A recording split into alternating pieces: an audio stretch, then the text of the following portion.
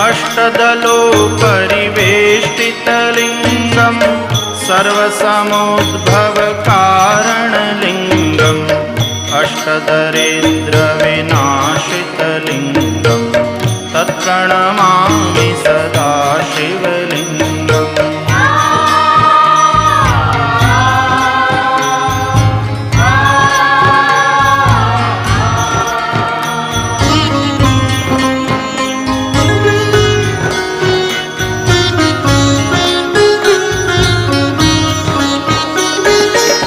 सुरगुरुसुरवर पूजितलिङ्गं सुरवनपुष्पसदार्चितलिङ्गं परात्परं परमात्मकलिङ्गं तत्प्रणमामि सदा शिवलिङ्गं तत्प्रणमामि सदा